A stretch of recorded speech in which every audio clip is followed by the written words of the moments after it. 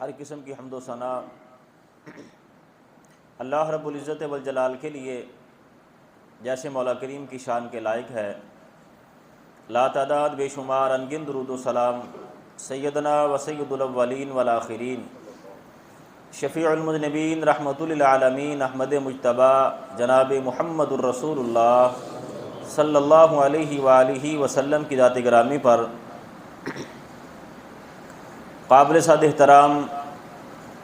معزز و محترم سامعین حضرات،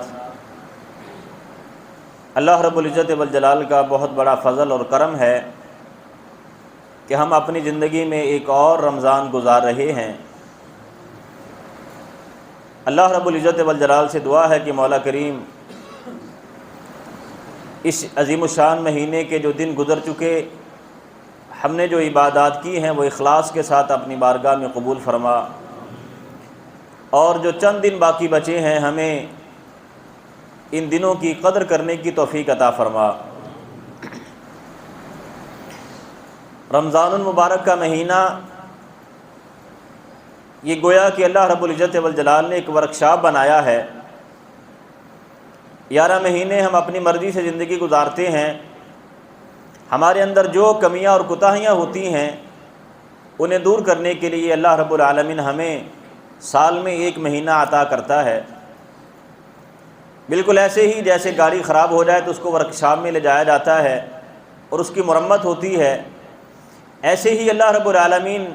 اس عظیم الشان مہینے میں ایک مومن کی خوب مرمت کرتا ہے، اسے دوبارہ تیار کرتا ہے، اس کے عقائد، اس کے نظریات، اس کی عبادات، ہر چیز میں بندہ کمال تک پہنچ جاتا ہے، اور پھر ویسی زندگی شروع کر دیتا ہے۔ سال کے بعد پھر یہ عظیم الشان مہینہ آ جاتا ہے، مسلسل یہ چل رہا ہے۔ یہ اللہ رب العزت والجلال کا بڑا خاص کرم اور اس کی رحمت ہے۔ تو یہ عظیم الشان مہینہ جو بطور ورکشاپ ہمارے پاس آتا ہے، خاص طور پر 2 چیزوں میں یہ عظیم الشان مہینہ ہماری بڑی رہنمائی کرتا ہے۔ 2 چیزوں کے ساتھ ہمارا جو تعلق بڑا کمزور ہو چکا ہوتا ہے، یہ مہینہ اس تعلق کو مضبوط کر دیتا ہے۔ سب سے پہلے اللہ رب العزت والجلال کے گھر، یہ مسجدیں جن کے ساتھ ایک مومن کا تعلق بڑا کمزور ہو چکا ہوتا ہے، اب دیکھتے ہیں 11 مہینے کیسے یہ مسجدیں بے رونق اور بے آباد نظر آتی ہیں۔ جیسے ہی یہ عظیم الشان مہینہ آتا ہے تو مسجدیں آباد ہو جاتی ہیں، مسجد کے ساتھ ہمارا تعلق مضبوط کر دیتا ہے۔ اور دوسرا، قرآن مجید اللہ رب العزت والجلال کی پاکیزہ مقدس اور مطہر کتاب، ہم سارا سال ہمارے پاس وقت ہی نہیں ہوتا اس کو پڑھنے کے لیے، اس کو دیکھنے کے لیے، اس پر غور کرنے کے لیے، اس کو سمجھنے کے لیے، لیکن جب یہ عظیم الشان مہینہ آتا ہے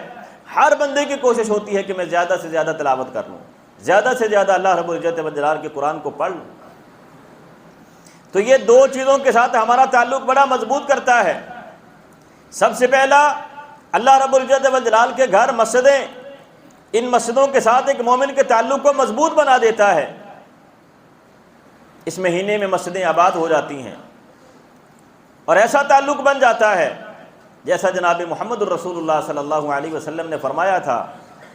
قلب معلق بالمساجد۔ اللہ کرے کہ ہمارا بھی یہی تعلق بن جائے مسجدوں کے ساتھ۔ فرمایا کہ ایسا بندہ مسجد کے ساتھ اس کا دل ایسے لٹکا ہوا ہے، مسجد کے ساتھ اس کا دل ایسے لگا ہوا ہے، گھر میں جاتا ہے، بازار میں جاتا ہے، دکانداری کرتا ہے، کاروبار کرتا ہے، اس کو سکون نہیں ملتا ہے۔ گھر میں بیٹھا ہے لیکن اس کی توجہ مسجد کی طرف ہے، اپنی دکان پہ بیٹھا ہے لیکن اس کے خیال مسجد کی طرف ہے، اپنے کاروبار میں لگا ہوا ہے لیکن فکر یہ ہے کہ کب اذان ہوتی ہے تو میں مسجد میں جا کے اللہ کے سامنے سجدہ کروں۔ فرمایا ایسا بندہ قلب معلق بالمساجد، جس کا دل اللہ رب العزت والجلال کے گھروں کے ساتھ لٹک جاتا ہے، جس کے دل میں اللہ کے گھروں کی محبت پیدا ہو جاتی ہے، فرمایا یہ وہ خوش نصیب ہے جس کو اللہ رب العالمین قیامت والے دن اپنے عرش کا سایہ نصیب فرمائے گا۔ اللہ کرے کہ ہمارا بھی ایسا ہی تعلق بن جائے، ہمیں بھی گھر، بازار اور اپنے کاروبار میں وہ سکون نہ ملے جو اللہ کے گھر میں آ کے ہمیں سکون میسر آئے، اور ہمارا بھی دل مسجدوں کے ساتھ لٹک جائے، اس طرح سے لٹک جائے جیسے حضرت عبداللہ بن زبیر کے پوتے حضرت عامر بن ثابت رحمہ اللہ کا لٹکا ہوا تھا۔ مغرب کی اذان ہو رہی ہے، شدید بیمار ہیں، مسجد میں نہیں جا سکتے ہیں، جب لوگوں کو دیکھا کہ لوگ نماز پڑھنے کے لیے مسجد میں جا رہے ہیں تو حضرت عبداللہ بن زبیر کے پوتے عامر بن ثابت رحمہ اللہ رو رہے ہیں، آنسو بہا رہے ہیں کہ مولا کریم یہ کیا ہوا، لوگ تیرے گھر میں نماز پڑھنے کے لیے جا رہے ہیں اور میں اپنے گھر میں پڑھا ہوں، مسجد میں نہیں جا سکتا ہوں، میری ایک نماز اگر نماز با جماعت ادا کرنے سے رہ گئی تو میرا کیا بنے گا۔ رو رہے ہیں۔ جب گھر والوں نے دیکھا تو ان کے بچوں نے کندھوں کا سہارا دے کے ان کو مسجد میں لے کے آ گئے، مغرب کی نماز ادا کی۔ جیسے ہی امام صاحب نے سلام پھیرا، حضرت عامر بن ثابت کی روح اللہ رب العزت و جلال کے پاس پرواز کر جاتی۔ یہ ہیں وہ خوش نصیب لوگ جو قیامت والے دن اللہ کے دربار میں کھڑے ہو کے کہیں گے کہ مولا کریم یہ سارے لوگ اپنے گھروں سے تیرے پاس آئے ہیں، میں وہ بندہ ہوں جو تیرے گھر سے تیرے پاس آیا۔ یہ وہ خوش نصیب بندے ہیں۔ کاش ہمارا بھی ایسا ہی تعلق مسجدوں کے ساتھ جڑ جائے، ہم بھی اللہ رب العزت و جلال کے حضور جا کے یہ کہیں کہ مولا کریم میں وہ بندہ ہوں، اپنے گھر سے نہیں تیرے گھر سے تیرے پاس آیا ہوں۔ اللہ رب العزت و جلال کے گھر سے بندہ اللہ کے پاس جائے تو پھر اللہ بندے کی بڑی لاج رکھتا ہے۔ فرمایا جناب محمد الرسول اللہ صلی اللہ علیہ وسلم، فرمایا جب کہیں راستے میں جا رہے ہو کوئی مسجد آ جائے تو وہاں نماز پڑھ لیا کرو۔ ایک حدیث میں آتا ہے، فرمایا کہ راستے میں چلتے چلتے جنت کے باغیچوں میں سے کچھ کھا لیا کرو، جنت کے پھلوں میں سے کچھ کھا لیا کرو۔ اللہ کے رسول کیا مطلب؟ فرمایا جب تم سفر کرتے ہو کوئی مسجد آتی ہے تو وہاں 2 رکعات نفل پڑھ لیا کرو، یہ ایسے ہی ہے جیسے تم جنت کے پھلوں میں سے کچھ کھا رہے ہو۔ دوسری حدیث میں فرمایا جب کوئی راستے میں مسجد آ جائے وہاں 2 رکعات پڑھ لیا کرو، شاید کہ یہی 2 رکعات تیری کامیابی کا سبب بن جائے۔ کامیابی ملتی ہے تو مسجدوں سے ملتی ہے، ایوانوں سے نہیں ملتی ہے۔ یہ بڑے بڑے عہدوں سے بندہ کامیاب نہیں بنتا ہے، کامیابی ملتی ہے تو اللہ رب العزت والجلال کے گھر سے ملتی ہے، مسجد سے ملتی ہے۔ جناب محمد الرسول اللہ صلی اللہ علیہ وسلم نے مسجد میں بیٹھ کر خطوط لکھے تھے، بڑے بڑے حکمرانوں کو خط لکھے تھے جناب محمد الرسول اللہ صلی اللہ علیہ وسلم، اور وہ خط جب ایران اور روم کے حکمرانوں کے پاس پہنچتے ہیں تو ان کی بھی سلطنتیں کانپ جاتی ہیں کہ یہ کون ہے جس نے ہمیں یہ خط لکھا۔ یہ عزت ملتی ہے، یہ مقام ملتا ہے، یہ وقار ملتا ہے تو اللہ کے گھر سے ملتا ہے۔ اور یقین جانے وہ مسجد نبوی کی کچی دیواریں اور مسجد نبوی کا کچا صحن اور کچی مسجد نبوی، وہاں بیٹھ کر جناب محمد الرسول اللہ صلی اللہ علیہ وسلم نے ایک ریاست قائم کی جس کو مدینہ کی ریاست کہا جاتا ہے۔ آج مدینہ کی ریاست کا نام لینے والے تو بڑے ہیں لیکن انہیں یہ معلوم نہیں ہے کہ مدینہ کی ریاست اگر قائم ہوتی ہے تو ایمانوں سے نہیں بلکہ وہ مسجد سے قائم ہوتی ہے، مسجد سے قائم ہوتی ہے، کچی مسجدوں سے قائم ہوتی ہے، اور وہ نمازیوں سے مدینہ کی ریاست قائم ہوتی ہے۔ جناب محمد رسول اللہ صلی اللہ علیہ وسلم نے فرمایا تھا، فرمایا میں مسجد میں کھڑا ہوں، منبر پہ کھڑا ہوں کہ ایسا مقام اللہ رب العزت والجلال نے مجھے دیا ہے، میں یہاں کھڑا حوض کوثر دیکھ رہا ہوں، میں یہاں کھڑا جنت کے نظارے کر رہا ہوں۔ یہ سارا مقام، یہ ساری عزتیں اگر ملتی ہیں تو اللہ رب العزت والجلال کے گھروں سے ملتی ہیں، مسجدوں سے ملتی ہیں۔ جو بندہ اللہ کے گھر کے ساتھ جڑ جاتا ہے، اللہ کے گھر کا خیال کرتا ہے، اس کی دیکھ بھال کرتا ہے، نمازیوں کے لیے سہولیات پیدا کرتا ہے، اللہ کے گھر کو برونق بناتا ہے، اللہ کے گھر کو روشنی سے مزین کرتا ہے۔ جناب محمد الرسول اللہ صلی اللہ علیہ وسلم کی وہ کچی مسجد نبوی، وہاں کوئی چراغ نہیں ہوتا تھا، روشنی نہیں ہوتی تھی، رات کو اندھیرا ہی ہوتا تھا۔ حضرت تمیم داری رضی اللہ تعالیٰ عنہ شام گئے، وہاں سے 2 قندیلیں خرید لی، وہاں سے ہی ان میں ڈالنے کے لیے تیل بھی خرید لیا، مسجد میں لے آئے، مدینہ میں آ گئے، مسجد نبوی میں رسیاں باندھ کر ان قندیلوں کو لٹکا دیا، ان میں تیل ڈال کر رات کو ان کو روشن کر دیا۔ جب جناب محمد الرسول اللہ صلی اللہ علیہ وسلم مسجد میں آئے، اب بڑے خوش ہوئے، فرمایا یہ مسجد کو کس نے روشن کیا ہے؟ حضرت ابو سعید خدری فرماتے ہیں میں نے کہا اللہ کے رسول آپ کے صحابی حضرت تمیم داری نے یہ مسجد کو روشن کیا ہے۔ اللہ کے رسول اتنے خوش ہوئے، ایک حدیث میں آتا ہے، فرمایا اگر میری بیٹی ہوتی تو میں اس کے ساتھ اس کا نکاح کر دیتا۔ آپ کے پاس آپ کے رشتہ دار بیٹھے تھے، غالباً چچا کے بیٹے تھے، فرمایا اللہ کے رسول میری بیٹی بھی تو آپ کی بیٹی ہے، میں اپنی بیٹی کو اس کے نکاح میں دینے کے لیے تیار ہوں۔ پھر جناب محمد الرسول اللہ صلی اللہ علیہ وسلم نے اپنے چچا کا جو بھائی تھا، چچا کا بیٹا تھا، اس کی بیٹی کے ساتھ حضرت تمیم داری کی شادی کر دی۔ کیا بات ہے، مسجد کے ساتھ کیا تعلق قائم کیا ہے کہ مسجد کو روشن کیا ہے تو جناب محمد الرسول اللہ صلی اللہ علیہ وسلم کی آل کے ساتھ نسبت پیدا ہو گئی، آپ کی آل کے ساتھ نسبت پیدا ہو گئی ہے، اہل بیت کے ساتھ ایک اللہ رب العزت والجلال نے رشتہ قائم کر دیا ہے صرف مسجد کو روشن کرنے سے، مسجد کو بنانے سے۔ تو جو بندہ مسجد کو تعمیر کرتا ہے، مسجد کی دیکھ بھال کرتا ہے، مسجد میں پانی کا انتظام کر دیتا ہے، مسجد میں صفائی کا اہتمام کرتا ہے، ہم ان کو معمولی سمجھتے ہیں۔ جناب محمد رسول اللہ صلی اللہ علیہ وسلم کی وہ صحابیہ، آپ نے کئی بار اس کا واقعہ سنا ہوا ہے، کالے رنگ کی خاتون جو مسجد نبوی کی صفائی کیا کرتی تھی، فوت ہو جاتی ہے۔ صحابہ کرام نے سمجھا یہ معمولی خاتون ہے، اس کا جنازہ پڑا، اس کو دفن کر دیا۔ چند دنوں کے بعد جناب محمد رسول اللہ صلی اللہ علیہ وسلم نے پوچھ لیا وہ خاتون کہاں ہے جو مسجد نبوی کی صفائی کیا کرتی تھی؟ اللہ کے رسول وہ تو فوت ہوگی، ہم نے اس کا جنازہ پڑھا، اس کو دفن کر دیا۔ فرمایا تم نے اس کو معمولی سمجھا ہے، مجھے اس کی قبر پر لے کے جاؤ۔ اس کی قبر پر گئے، وہاں جا کے اس کا جنازہ پڑھا، اس کے لیے دعائیں کی۔ فرمایا تم اس کو معمولی سمجھتے ہو؟ جو اللہ کے گھر کی صفائی کرتا ہے، یہ وہ عظیم کام ہے جو خود جناب محمد رسول اللہ صلی اللہ علیہ وسلم نے اپنے ہاتھوں سے کیا۔ آپ نے مسجد نبی کی دیوار کے ساتھ دیکھا کسی نے تھوکا ہوا ہے، اللہ کے رسول نے کسی صحابی کو نہیں کہا، اپنے ہاتھ سے اس کو صاف کیا، پھر خوشبو منگوا کے اس پر لگا دی۔ ہم ان خادمین کو جو مسجدوں کے خادم ہوتے ہیں بڑا معمولی سا سمجھتے ہیں، نوکر سمجھتے ہیں، ہر آنے والا نمازی ان پہ روب ڈالتا ہے۔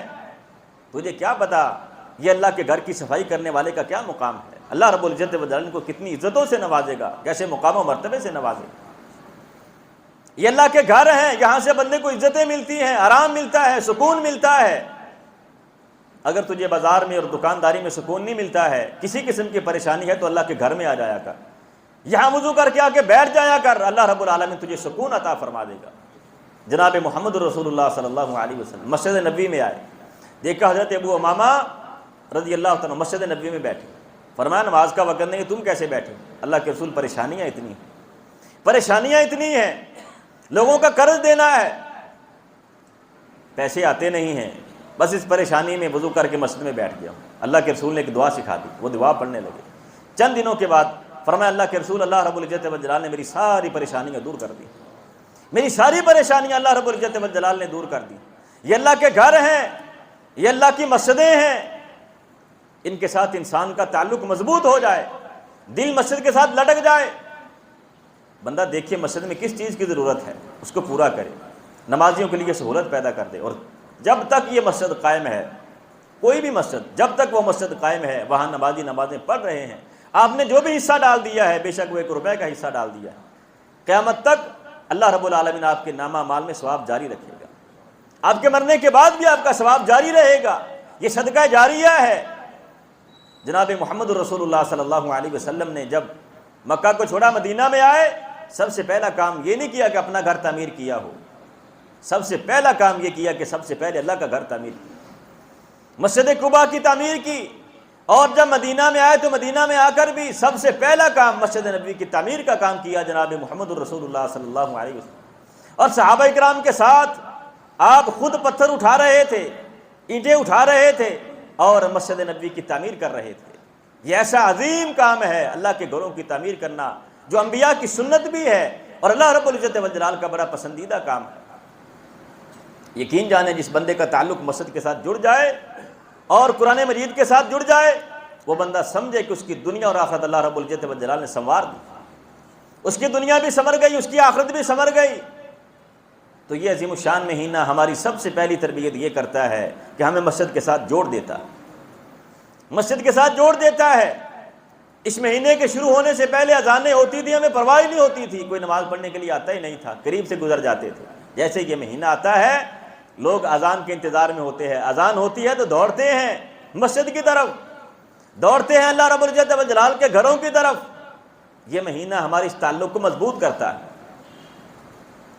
لیکن بات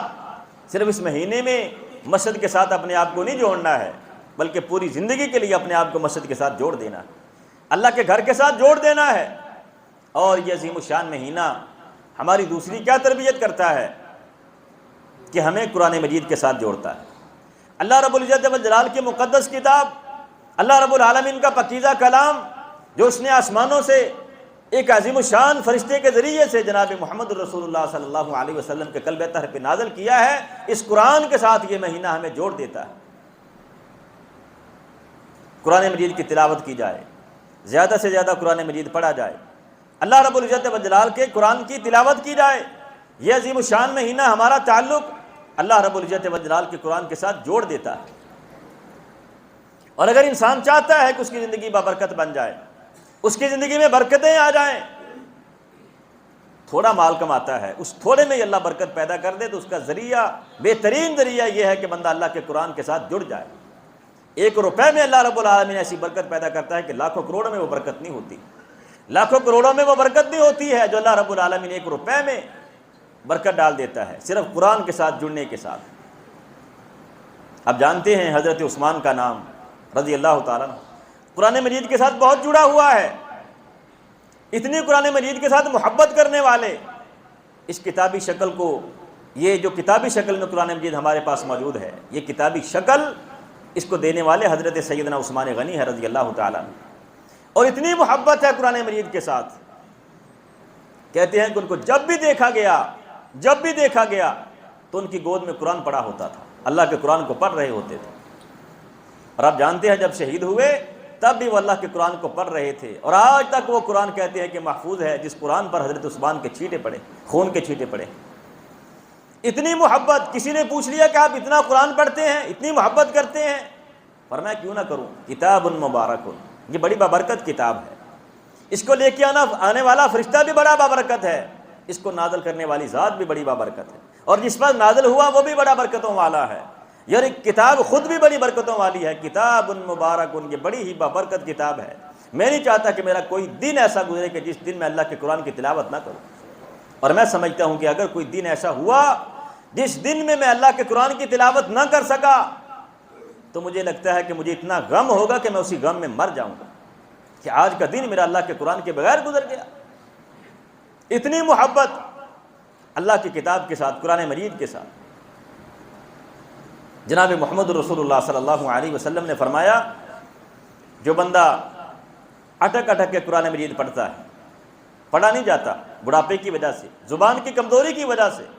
فرمایا اللہ رب العالمین اس کو 2 اجر عطا کرتا ہے، 2 ثواب دیتا ہے۔ ایک اس کی محنت کا کہ اس سے پڑھا نہیں جاتا ہے لیکن وہ پڑھ رہا ہے، کوشش کر رہا ہے، اور دوسرا قرآن مجید پڑھنے کا، فرمایا 2 ثواب اللہ رب العالمین اس کو عطا کرتا ہے۔ یہ 2 ثواب اس کو ملتا ہے جس سے صحیح پڑھا نہیں جاتا ہے، اٹک کے پڑھتا ہے، تلفظ کی صحیح ادائیگی نہیں ہوتی ہے، اور جو پوری ادائیگی کے ساتھ، خوبصورت لحن کے ساتھ پڑھتا ہے، اسے اللہ رب العالمین کتنا ثواب عطا فرمائے۔ یہ دورہ تو اس کے لیے ہے جس سے پڑھا نہیں جاتا ہے، اور جو بڑی خوبصورت آواز میں اللہ کے قرآن کی تلاوت کرتا ہے اسے اللہ رب العالمین کتنا ثواب عطا فرمائے گا۔ اس لیے فرمایا جناب محمد رسول اللہ صلی اللہ علیہ وسلم، من لم یتغن بالقرآن فلیس منا، فرمایا جو قرآن مجید کو خوبصورت آواز میں نہیں پڑھتا ہے، فرمایا اس کا ہمارے ساتھ کوئی تعلق نہیں۔ یعنی اس کو خوبصورت بنا کے پڑھنا چاہیے، آہستہ آہستہ، آرام کے ساتھ، ترتیل کے ساتھ پڑھنا چاہیے، یا لمن تعلمون نہیں ہونی چاہیے، بلکہ آرام کے ساتھ، ترتیل کے ساتھ اس کی تلاوت ہو، خوبصورت لحن کے ساتھ تلاوت ہو۔ فرمایا جناب محمد رسول اللہ صلی اللہ علیہ وسلم کہ اللہ رب العالمین جس قدر غور سے کان لگا کے اس وقت سنتا ہے جب اللہ کا نبی قرآن پڑھ رہا ہوتا ہے، اس قدر اللہ رب العالمین غور سے کوئی بات نہیں سنتا، یعنی سب سے زیادہ توجہ کے ساتھ غور اور کان لگا کے اللہ رب العالمین اپنے نبی کی قرآن کی تلاوت سنتا ہے۔ یہ عظیم الشان کتاب اللہ رب العزت والجلال نے ہمیں جو عطا فرمائی ہے، اگر اخلاص کے ساتھ ہم اس کی تلاوت کریں گے، یقین جانے یوں لگے گا جیسے اللہ رب العزت والجلال سے ہماری ملاقات ہو گئی۔ اسی لیے حضرت علی فرمایا کرتے تھے کہ یہ چاہتا ہے کہ اللہ رب العزت والجلال سے باتیں کرے تو فرمایا وہ نماز میں کھڑا ہو جایا کرے، وہ نماز میں کھڑا ہو جایا کرے، نفل نماز پڑھے، وہ ایسے ہی ہے جیسے اللہ رب العزت والجلال سے باتیں کر رہا ہے۔ اور یہ جو بندہ یہ چاہتا ہے کہ اللہ رب العالمین اس سے باتیں کرے تو فرمایا وہ اللہ کے قرآن کو پڑھے۔ جب اللہ کے قرآن کی تلاوت کرتا ہے تو یوں لگتا ہے کہ جیسے اللہ رب العالمین بندے سے کلام کر رہا۔ اور یقین جانے اگر بندہ اخلاص کے ساتھ، پوری توجہ کے ساتھ اللہ رب العالمین کی عظیم الشان کتاب قرآن مجید کی تلاوت کرے تو یوں لگتا ہے جیسے بندہ اللہ سے ملاقات کر رہا ہے، جیسے بندہ اللہ سے ملاقات کر رہا ہے۔ میں نے عرض کیا جیسے عزتیں مسجد سے ملتی ہیں ویسے ہی عزتیں قرآن مجید سے ملتی ہیں۔ ہم نے نہیں دیکھا آج تک کوئی ایسا بندہ کہ جو اپنے آپ کو جس نے قرآن کے ساتھ جوڑا ہو اور اللہ رب العالمین نے دنیا میں اس بندے کو کبھی ذلیل کیا، کبھی لوگوں کے سامنے رسوا ہوا۔ قرآن کے ساتھ جڑنے والا بندہ اپنے آپ کو قرآن کے ساتھ جوڑنے والا بندہ، اسے اللہ رب العالمین نے اونچا مقام عطا فرمایا، بڑی عزتوں سے نوازا ہے۔ حضرت سالم مولا حذیفہ کہتے ہیں کہ میں ایک غلام، میری کیا حیثیت ہے، لیکن اللہ رب العزت والجلال نے مجھے مقام یہ عطا کیا ہے کہ ابو بکر عمر جیسے عظیم الشان صحابی وہ بھی میرے پیچھے نماز میں کھڑے ہوتے ہیں۔ وجہ یہ ہے کہ میں اللہ کے قرآن سے محبت کرنے والا ہوں، میرے سینے میں اللہ کا قرآن محفوظ ہے۔ اس قرآن کی برکت سے اللہ رب العالمین نے ایک غلام کو یہ مقام دیا ہے کہ بڑے بڑے صحابہ کرام بھی اس کے پیچھے نماز میں کھڑے ہوتے ہیں۔ اور آپ جانتے ہیں اللہ کے رسول نے ایک چھوٹے سے بچے کو، 7 سال کے بچے کو ایک مسجد کا امام بنایا تھا، اور جب وہ تلاوت کرتا تھا لوگ اس کے لیے دعائیں کیا کرتے تھے۔ اس چھوٹے بچے کے کیا مقام ہے، اس کی کیا حیثیت ہے معاشرے میں 7 سال کے بچے کی، لیکن جب وہ بچہ قرآن کے ساتھ جڑا، اس نے اپنے آپ کو قرآن کے ساتھ جوڑا، تو اللہ رب العالمین نے یہ مقام عطا کیا اس بچے کو کہ بڑے بڑے کبار صحابہ کرام بھی اس کے پیچھے نماز میں کھڑے ہوتے ہیں، اس کے پیچھے نماز باجماعت ادا کرتے ہیں۔ ہم سمجھتے ہیں کہ بچے کو قرآن کے لیے وقف کر دیں گے تو یہ بچہ ضائع ہو جائے گا، اس بیچارے کو کھانے کے لیے نہیں ملے گا، اس بیچارے کا مستقبل خراب ہو جائے گا، یہ تجھے دنیا نظر آتی ہے۔ اصل بات یہ ہے صحابہ کرام آخرت کے لیے جیا کرتے تھے، آخرت کے لیے جیا کرتے تھے، دنیا کے لیے وقت نکالتے تھے۔ ہم ایسے بد نصیب ہیں کہ ہم دنیا کے لیے جیتے ہیں، آخرت کے لیے وقت نکالتے ہیں، اور ہم سے وہ بھی نہیں نکلتا ہے۔ ہماری نظروں میں دنیا ہے، ان کی نظروں میں آخرت ہوتی تھی۔ یہ بچہ جو تجھے آج بڑا معمولی نظر آتا ہے، اللہ کے دین کا طالب علم، اللہ کے قرآن کا طالب علم، جس کے بارے میں تو سمجھتا ہے کہ اس کا مستقبل کوئی نہیں ہے، یہ تجھے تب پتہ چلے گا جب اللہ کے دربار میں پیش ہوگا اور اللہ رب العزت والجلال کی طرف سے فیصلہ ہوگا کہ اس کو پکڑو اور جہنم میں ڈال دو۔ پیچھے سے ایک بچے کی آواز آئے گی کہ مولا کریم نہیں، یہ میرا باپ ہے، یہ میرا بھائی ہے، اے مولا کریم یہ میرا فلاں رشتہ دار ہے، تو کون ہے؟ اے مولا کریم میں تیرے قرآن کا حافظ اور قاری، یہ میرے ساتھ تعلق رکھنے والا ہے، اس کو جہنم میں نہیں جانے دوں گا۔ قرآن بھی سفارشی بن کے کھڑا ہوگا اور اہل قرآن بھی سفارشی بن کے کھڑے ہوں گے۔ تجھے تب پتہ چلے گا اس بچے کا کیا مقام ہے، جسے تو معمولی سمجھتا ہے، جس کے بارے میں تیرا خیال یہ ہے کہ اس کا مستقبل کوئی نہیں ہے۔ یہ تب پتہ چلے گا جب سب سے بڑا مستقبل تیرے سامنے ہوگا، جہنم تیرے سامنے ہوگی، اور یہ بچہ پیچھے سے تیرا پلو پکڑ لے گا کہ مولا کریم نہیں، یہ میرا باپ ہے، میرا بھائی ہے، یہ میرے مدرسے کے ساتھ تعاون کرنے والا ہے، اس نے مجھے زندگی میں ایک بار پانی کا گلاس پلایا تھا۔ حدیث میں آتا ہے، اگرچہ وہ حدیث کمزور ہے، جناب محمد رسول اللہ صلی اللہ علیہ وسلم نے فرمایا اللہ کے قرآن کا قاری اور حافظ، اللہ کے دین کی دعوت اور تبلیغ کا کام کرنے والا، اللہ رب العالمین فرمائیں گے جب تمام لوگوں کے فیصلے ہو جائیں گے، جنتی جنت میں چلے جائیں گے، جہنمی جہنم میں چلے جائیں گے، کہ جاؤ جہنم میں چلے جاؤ، دیکھو اگر تمہیں زندگی میں کسی نے پانی کا ایک گلاس بھی دیا تھا، چائے کا ایک کپ بھی تمہیں دیا تھا، جاؤ اس کو جہنم سے نکال کر جنت میں داخل کر دو۔ تیرے لیے یہ معمولی بندہ ہے جو قرآن کا حافظ ہے، جو ان مسجد کے اور مدرسے کی صفوں میں بیٹھنے والے معمولی بچے ہیں، یہ تیری نظروں میں معمولی ہیں، لیکن اللہ رب العزت والجلال کے ہاں ان کا بڑا اونچا مقام ہے، اللہ رب العزت والجلال کے ہاں ان کا بڑا اونچا مقام ہے۔ تو یہ عظیم الشان کتاب، اللہ رب العزت والجلال کا پاکیزہ کلام، اس کے ساتھ اپنے آپ کو جوڑ لو، قیامت والے دن یہی بندے کا سفارشی بن کے کھڑا ہوگا، اے مولا کریم یہ وہ بندہ ہے جس کو میں نے سونے سے روکے رکھا تھا، لوگ آرام کر رہے تھے اور یہ مجھے سن رہا تھا، میں نے اس کو سونے سے روک دیا تھا، میں اس کا سفارشی بن کے آیا ہوں، اس کو معاف کر کے اپنی جنت میں داخل کر دے۔ اور وہ آخری وقت، اصل تو وہی وفادار ہوتا ہے جو آخری وقت بندے کا ساتھ دیتا ہے، اور یہ وہ کتاب ہے جو آخری وقت بھی بندے کا ساتھ دیتی ہے۔ بندہ دنیا سے جاتا ہے، دنیا سے چلا گیا، سب سے مشکل ترین مرحلہ قبر کا مرحلہ ہے، سب سے پہلی آخرت کی منزل وہ قبر کی منزل ہے، جس کے بارے میں جناب محمد رسول اللہ صلی اللہ علیہ وسلم بھی بڑے رویا کرتے تھے، آپ کے صحابہ کرام بھی رویا کرتے تھے کہ قبر میں کیا بنے گا۔ یہ سب سے پہلا مرحلہ ہے اور سب سے مشکل ترین منزل ہے، جو بندہ قبر میں کامیاب ہو گیا فرمایا وہ آگے بھی کامیاب ہو جائے گا، اور جو جہاں پکڑا گیا فرمایا وہاں بھی پکڑا جائے گا۔ بندہ قبر میں جاتا ہے، فرمایا فرشتے اس سے آ کے سوال پوچھتے، من ربو کا، من نبیو کا، ما دینو کا، فرمایا وہ ان تینوں سوالوں کے جواب دے دیتا ہے۔ فرشتے اس سے بھی چوتھا سوال کرتے ہیں، چوتھا سوال کرتے ہیں، یہ بتا کہ تو نے ان تینوں سوالوں کے جواب کہاں سے سیکھے، کہاں سے پڑھے ہیں، کہاں سے سیکھے، تجھے کیسے معلوم ہوا؟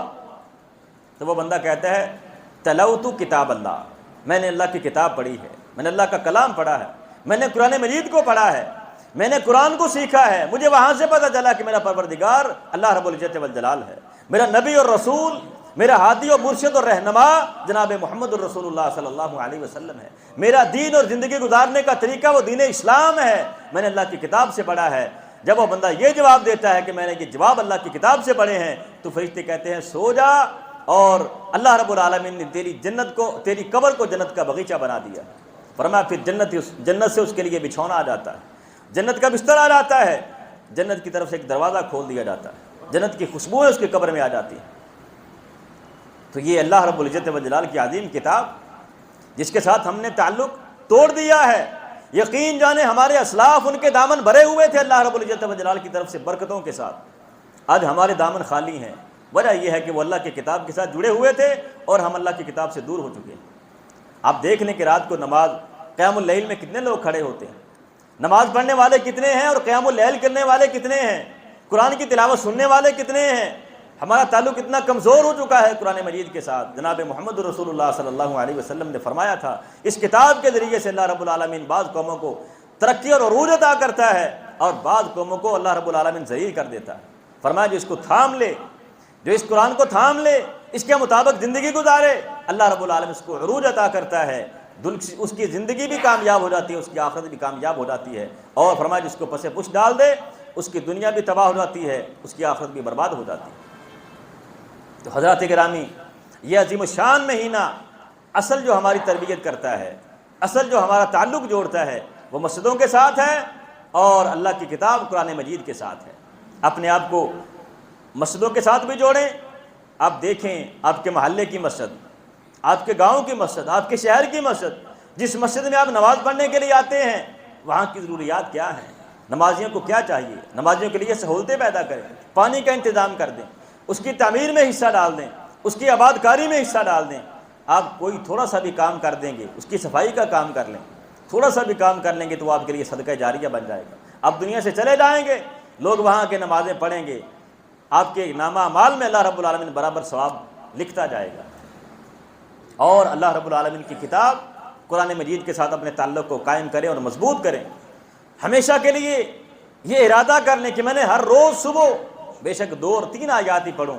بے شک ایک صفحہ ہی پڑھوں، ایک رکوع ہی پڑھوں، لیکن میری زندگی کا کوئی دن ایسا نہیں جائے گا کہ جو قرآن کی تلاوت سے خالی گزر جائے۔ ہر زندگی کے دن